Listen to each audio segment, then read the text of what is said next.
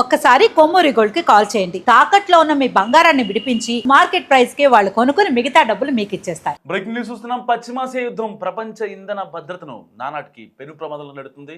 ఇరాన్లోని south పార్స్ సహజ వాయు క్షేత్రంపై చేసిన ఇజ్రాయెల్ దాడి తీవ్ర పరిణామాలకు దారితీస్తోంది. ప్రతీకారచతో రగిలిపోతున్న ఇరాన్ గల్ఫ్ దేశాల్లోని చమురు క్షేత్రాలన్నింటికి నిప్పు పెట్టేసింది. Qatar, Saudi Arabia, Kuwait, Abu Dhabi సహా పలు చోట్ల చమురు సహజ వాయు క్షేత్రాలపై ఎడాపెడా క్షిపణి డ్రోన్ దాడులకు దిగుతోంది ఇరాన్. దాంతో ప్రపంచవ్యాప్తంగా పెను కల్లోలం చెలరేగింది.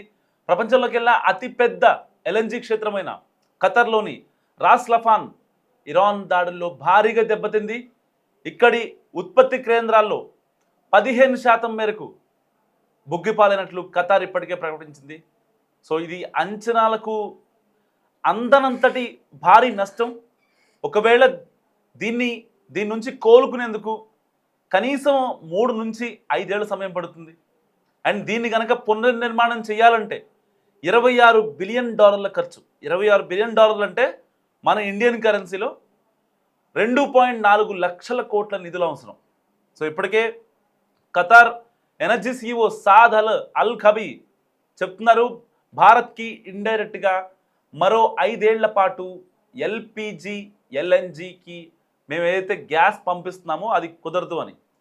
సో మన భారత్లో అవసరాలకు సగానికి పైగా లఫన్ క్షేత్రం నుంచే మనకి తీరుస్తోంది. వాళ్లే మనకు గ్యాస్ పంపిస్తున్నారు. దాంతో ఈ దాడి ప్రభావం మనపై తీవ్రంగా ఉండనుంది. సౌదీ అరేబియాలో ఎర్ర సముద్ర తీరంలో రేవు పట్టణంలో ఉన్న సఫ్రెన్ చమురు కేంద్రంపై ఇరాన్ డ్రోన్ దాడికి దిగింది. అరాంకోలో భాగమైన ఆ క్షేత్రంలో భారీగా మంటలు చెలరేగాయి. విజువల్ చూస్తున్నారు మీరు మన టీవీ స్క్రీన్పై. నష్ట తీవ్రతను అంచనా వేస్తున్నట్లు కూడా సౌదీ రక్షణ శాఖ చెప్తుంది. ఇరాన్ తీరుతో విసిగిపోయాం, మా ఓపిక కూడా హద్దుంటుంది, పరిస్థితి చేయి దాటితే ఇరాన్ పైకి యుద్ధంలోకి మేం కూడా ప్రవేశించాల్సి ఉంటుందని సౌదీ రాకుమారుడు చెప్తున్న పరిస్థితి. సో 1 కాదు 2 కాదు, దాదాపుగా 27 దేశాలకు ఈ రాఫన్ క్షేత్రం నుంచి దాదాపుగా 27 దేశాలకు గ్యాస్ సరఫరా అవుతుంది. దాదాపుగా కేవలం ఇండియాకే 30 నుంచి 35% మన ఇండియాకే వస్తుంది అక్కడ నుంచి gas. So Belgium, Italy, Japan, China, Russia లాంటి 26 దేశాలు ఈ యొక్క రాఫన్ గ్యాస్ రిఫైనరీ ఇండస్ట్రీ నుంచి మొత్తం మనం ఇంపోర్ట్ చేసుకుంటున్నాం. సో ఇలాంటి నేపథ్యంలో మరో 5 ఏళ్ళు భారతదేశానికి గ్యాస్ లేనట్టేనని ఇప్పటికే ఖతర్ ఎనర్జీ CEO అల్ ఖబీ చెప్పారు. సో దీన్ని ఒకవేళ బాగు చేయాలి అని అనుకుంటే దాదాపుగా 2.4 లక్షల కోట్ల రూపాయలు ఒక భారతదేశంలోని ఒక సెంట్రల్ బడ్జెట్లో ఒక చిన్న శాఖకి పెట్టే డబ్బు అనమాట.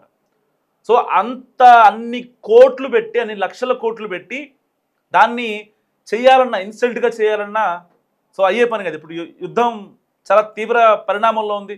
ఇటు ఇప్పటికే యుద్ధంలోకి సౌదీ అరేబియా కూడా ఎంటర్ అయింది. సో దాని గురించి ఇప్పుడు ట్రంప్ నాటో దేశాలను అభ్యర్థిస్తున్నాడు. ఎలాగైనా సరే హార్మోజ్ స్ట్రైట్ని, హార్మోజ్ జలసంధిని ఇరాన్ మూసివేస్తుంది కాబట్టి మనందరం ఏకమయ్యి ఆ దేశాలన్నింటినీ కలిపామనుకోండి. సో దాని త్రూగా హార్మోజ్ని మనం కాపాడుకోవచ్చు. ప్రపంచ దేశాలకు వెళ్లాల్సిన షిప్లు ఏవైతే ఉంటాయో అవన్నీ కూడా పంపించేయాలని ట్రంప్ ఇప్పటికే నాటో దేశాలకు పిలుపునిచ్చాడు. So NATO North Atlantic Treaty Organization మనందరికీ తెలిసిందే.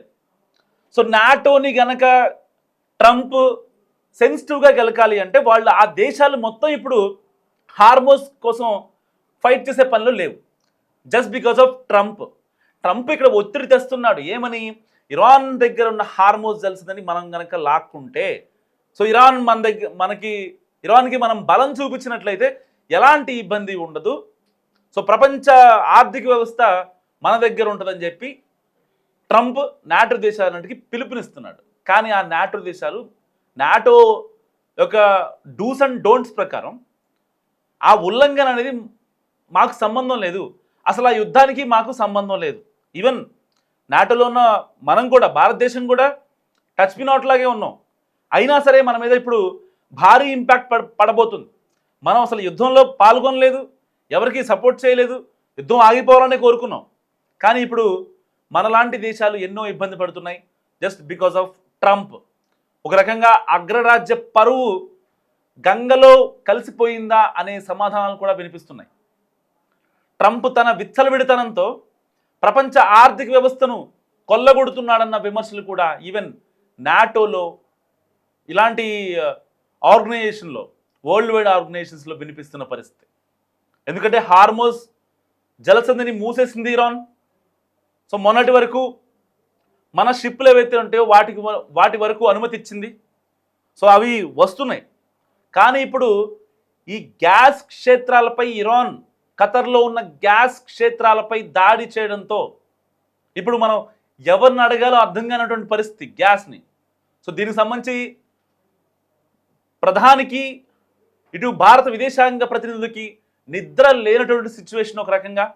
ఎందుకంటే ఇప్పటికే డొమెస్టిక్ పరంగా ఇబ్బంది పడుతున్నాం, కమర్షియల్ పరంగా ఇబ్బంది పడుతున్నాం, చాలా ఇబ్బంది. దాదాపుగా ఒక డొమెస్టిక్ గ్యాస్ కనుక మనకి బుక్ అవ్వాలి అంటే, ఇంటికి రావాలి అంటే 48 రోజులు పడుతుంది ఇప్పుడు. సో మరి ఇలాంటి నేపథ్యంలో కమర్షియల్ గ్యాస్ రేట్లు పెరిగి దాదాపుగా తెలుగు రాష్ట్రాలనే కాదు ఇండియాలో చాలా రెస్టారెంట్లు మూతపడ్డాయి. చిన్న చితక మిడిల్ క్లాస్లో ఉండే రెస్టారెంట్లు మొత్తం మూతపడ్డాయి. సో ఇప్పుడు ఇంకా మూతపడబోతున్నాయి మరికొద్ది రోజుల్లో.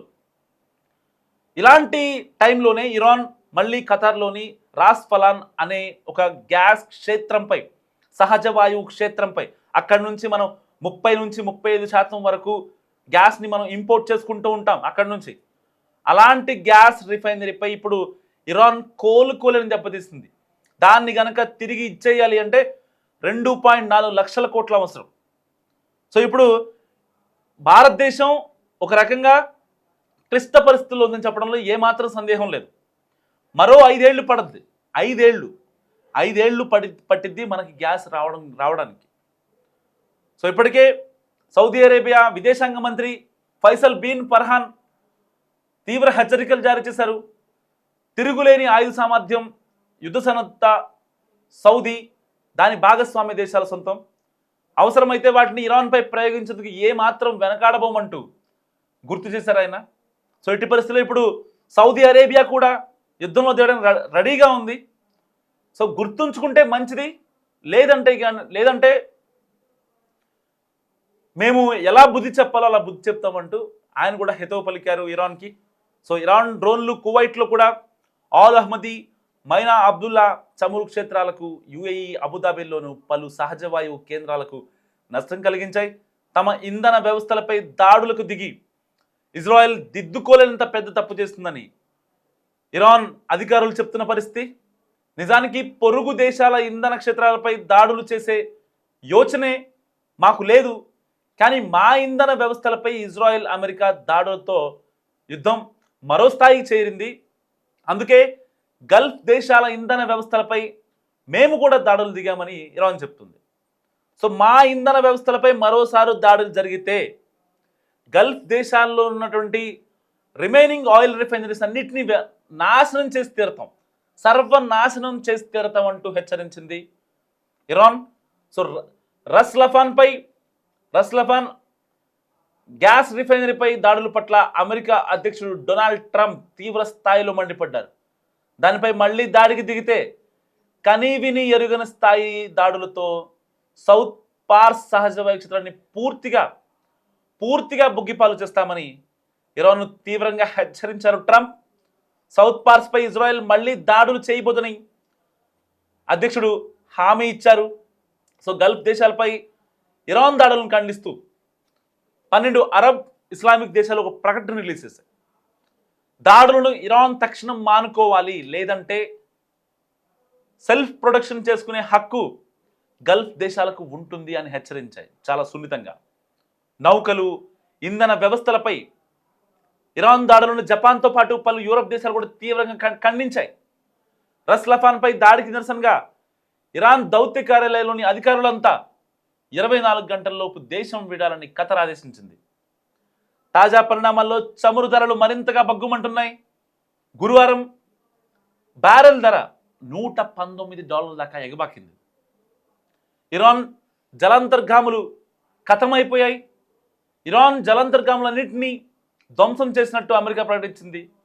ఆ దేశం వద్ద ఉన్న 11 జలాంతర్గాములను బుగ్గిపాలు చేసినట్టు కూడా రక్షణ మంత్రి పీట్ హెగ్సెత్ వెల్లడించారు. ఇరాన్ పౌర సైనిక నేతలందరినీ లక్ష్యం చేసుకున్నట్టు కూడా స్పష్టం చేశారు. సో హార్మూజ్ వద్ద ఇరాన్ పడవలపై అమెరికా యుద్ధ విమానాలు బాంబుల వర్షం కురిపిస్తోంది ఒక పక్క. అండ్ ఇరాన్ భూగర్భ ఆయుధ నిల్వ కేంద్రాలపై 5,000 పౌండ్ల బరువైన భారీ బాంబులు వేసినట్లు కూడా joint chiefs of staff chairman general Dan Caine వెల్లడించారు. మరోవైపు కాస్పియన్ సముద్రంలో పలు ఇరాన్ లక్ష్యాలపై తొలిసారి దాడులు చేసినట్లు ఇజ్రాయెల్ సైన్యం పేర్కొంది. ఒక నౌకాశ్రయం అండ్ కొన్ని నౌకలు కమాండ్ సెంటర్పై క్షిపణుల వర్షం కురిపించినట్టు కూడా వెల్లడించింది. అంతేకాక టెహ్రాన్తో సహా ఇరాన్ వ్యాప్తంగా ఇజ్రాయెల్ అమెరికా సంయుక్త దాడుల పరంపర తీవ్ర స్థాయిలో కొనసాగుతుంది. కొన్ని వందల లక్ష్యాలను క్షిపణులు బాంబులతో ధ్వంసం చేసినట్లు కూడా ఇరు దేశాలు చెప్పుకుంటున్న పరిస్థితి.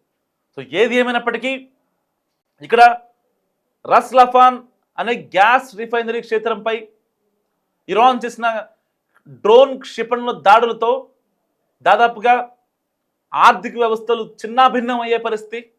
ఈ యొక్క ఆయిల్ రిఫైనరీ నుంచి ఇటు India, China, Italy, Belgium, Japan, south Korea వంటి దేశాలకు, ఇటు ఆఫ్రికన్ కంట్రీస్కి కూడా ఇక్కడి నుంచే గ్యాస్ వెళుతోంది.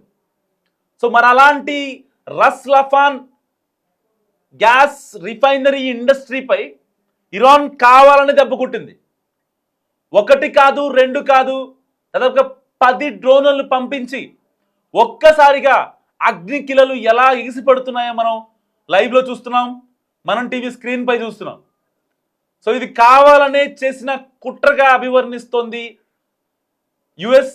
సో ఇప్పటికే ఇంకొకసారి రస్ లఫాన్ పై దాడులకు దిగితే మాత్రం ఎట్టి పరిస్థితుల్లో మేము వదిలిపెట్టమంటూ ఇటు ఇరాన్ హెచ్చరిస్తోంది, అటు ట్రంప్ కూడా హెచ్చరిస్తున్న పరిస్థితి.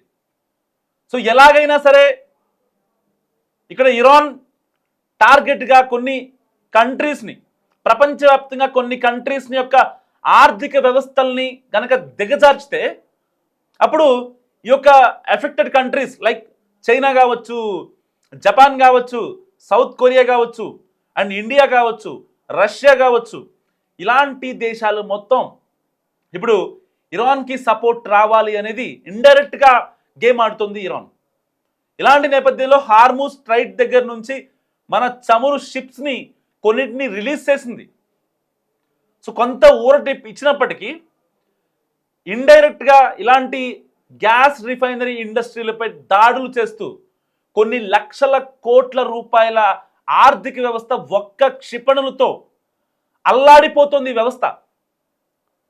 సో ఇలాంటి నేపథ్యంలో ఎట్టి పరిస్థితుల్లో మా మీద దాడి చేస్తే మేము దాడి చేయగలం అని చెప్తుంది ఇరాన్. సో వచ్చే 5 ఏళ్ల లోపు మనకి ఖతర్ నుంచి గ్యాస్ రావడం బంద్ అయినట్టు కూడా ఇప్పుడు ఖతర్ ఎనర్జీ CEO ఆల్ సైనా చెప్పారు.